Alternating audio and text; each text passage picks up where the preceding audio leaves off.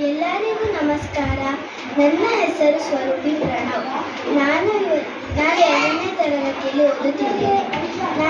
ನಾನು ಮಾತನಾಡುತ್ತಿರುವ ವಿಷಯ ರೈತ.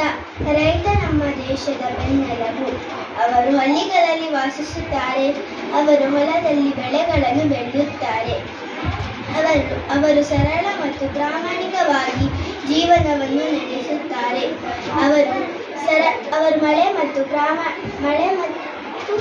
ಬಿಸಿಲಿಲ್ಲದೆ ಸದಾ ಕೆಲಸ ಮಾಡುತ್ತಾರೆ. ಅವರು ನಮ್ಮ ದೇಶದ ಆರ್ಥಿಕ ಬೆಳವಣಿಗೆಗೆ ಸಹಾಯ ಆಗಿದ್ದಾರೆ. ಪ್ರತಿ ವರ್ಷವೂ ಡಿಸೆಂಬರ್ 23ರಂದು ರೈತರ ದಿನಾಚರಣೆಯನ್ನು ಆಚರಿಸುತ್ತೇವೆ. ನಾವು ರೈತರನ್ನು ಗೌರವಿಸಬೇಕು. ಧನ್ಯವಾದಗಳು. ಎಲ್ಲರಿಗೂ ನಮಸ್ಕಾರ. ನನ್ನ ಹೆಸರು ಸಾನ್ವಿ ಗೌಡ. ನಾನು 2ನೇ ತರಗತಿಯಲ್ಲಿ ಓದುತ್ತಿದ್ದೇನೆ. ನಾನು ಮಾತನಾಡುತ್ತಿರುವ ವಿಷಯ ಲೇಖನಿ.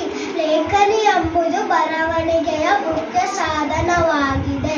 ಇದನ್ನು ನಾವು ಪೆನ್ ಅಥವಾ ಪೆನ್ಸಿಲ್ ಎಂದು ಕರೆಯುತ್ತೇವೆ. ಲೇಖನಿ ಸಹಾಯದಿಂದ ಪುಸ್ತಕದ ಮೇಲೆ ಅಕ್ಷರಗಳನ್ನು ಬರೆಯಬಹುದು. ಪ್ರತಿದಿನದ ಜೀವನದಲ್ಲಿ ಲೇಖನಿಯು ಬಹಳ ಉಪಯುಕ್ತವಾಗಿದೆ. ಧನ್ಯವಾದಗಳು. ನನ್ನ ಹೆಸರು ಸ್ನೇಹಾ ವಿಜಿತಾಗಿ. ನಾನು 2ನೇ ತರಗತಿಯಲ್ಲಿ ಓದುತ್ತಿದ್ದೇನೆ. ನಾನು ಮಾತನಾಡುತ್ತಿರುವ ವಿಷಯ ರೇಡಿಯೋ. ರೇಡಿಯೋ ಒಂದು ಸಾಮೂಹಿಕ ಮಾಧ್ಯಮ. ಕನ್ನಡದಲ್ಲಿ ರೇಡಿಯೋವನ್ನು ಆಕಾಶವಾಣಿ ಎಂದು ಕರೆಯುತ್ತಾರೆ. ಆಕಾಶವಾಣಿ ಎಂದರೆ ಆಕಾಶದಿಂದ ಬರುವ ಧ್ವನಿ. ಇಟಾಲಿ ಮಾರ್ಕೋನಿ ರೇಡಿಯೋ ಕಂಡುಹಿಡಿದರು. ರೇಡಿಯೋ ದೇಶ ವಿದೇಶ ಸಮಾಚಾರ ತಿಳಿಸುತ್ತದೆ. ಧನ್ಯವಾದಗಳು. ಎಲ್ಲರಿಗೂ ನಮಸ್ಕಾರ.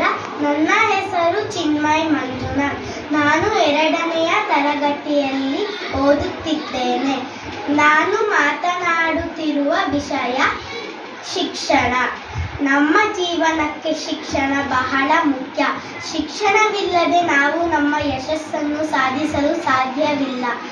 ಶಿಕ್ಷಣ ಪಡೆಯಲು ಶಾಲೆ, ಕಾಲೇಜು ಮತ್ತು ಗುರುಕುಲ ಶಿಕ್ಷಣ ನೀಡುವ ಮಾಧ್ಯಮವಾಗಿದೆ.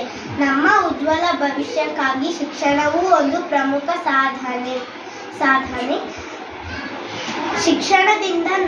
ಶಿಕ್ಷಣದಿಂದ ನಾವು ನಮ್ಮ ಜೀವನದಲ್ಲಿ ಸಾಧನೆ ಮಾಡಬಹುದು. ಧನ್ಯವಾದಗಳು.